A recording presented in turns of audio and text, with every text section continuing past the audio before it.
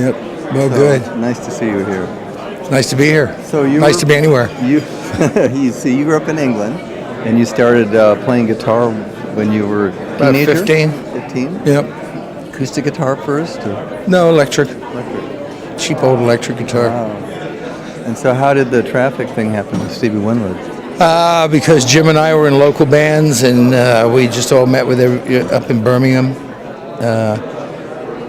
We used to go up there to play, and we just sort of ran into each other and just kind of kept running into each other and just sort of hung out for about a year, all four of us, and then slowly evolved into Traffic. Really, it was just started out just four guys hanging out, pretty much liking the same kind of music. You started writing some great tunes. That's really how it started. And then when Traffic started, I figured it was time to start writing. And then I wrote a song called "Hole in My Shoe," which was their first big hit in England. And then we kind of split up, and I went off and started working on writing a little more. And then came back to the second album wrote half the second album, and I had "Feeling All Right" on it. So yeah, how did "Feeling All Right" come about? Was that it's like any song, it just comes. a two-chord wonder song, though? It's still a big hit. Well, the two-chord thing came out of the fact that I was playing sitar a lot for about 2 years. So I figured just droning away on one thing kind of made me think about writing something that had the least amount of chords possible, which was two.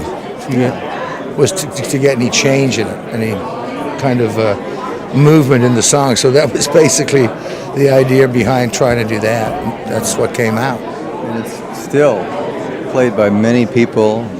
It gets played all over the place, movies and commercials. So then you did some studio stuff. You played with Hendrix on Electric Ladyland. I produced an album called Music in a Doll's House for a group called Family. And finished up, I get to know some of the McCartney and Harrison and not so much Lennon. And used to go down to the Sgt. Pepper sessions. Sang on a little version of one of the versions of Across the Universe. And then that went into doing stuff with George and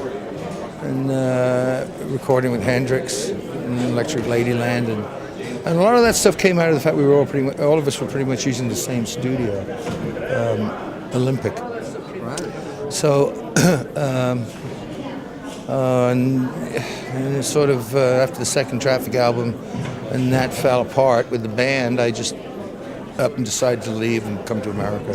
And then Alone Together happened with Johnny Barbada and Michael DeTemple. Pretty much everybody: Jim Gordon, Jim Keltner, Carl Radle, Chris Etheridge, Rita Coolidge, Bonnie. I mean, everybody was. They were all the session people. Leon Russell, right. Larry Knechtel. They were all the session guys here. They were all the Tulsa boys. Right. We're doing a lot of sessions here then. But your songs just shine through, and the beautiful album coloration on vinyl. Oh yeah, gorgeous. Well, that was just a there was no control in that.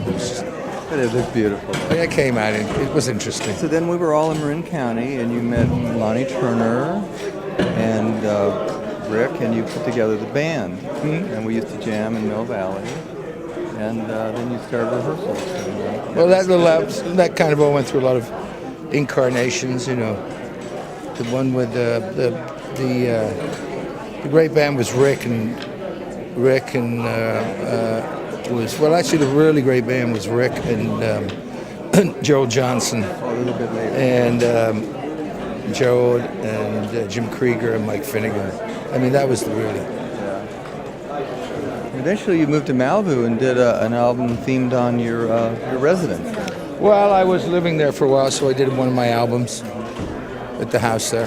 Yeah, Mariposa. Yeah, that's memorable. Thank you. Yeah, you're welcome. You're welcome. Thank you.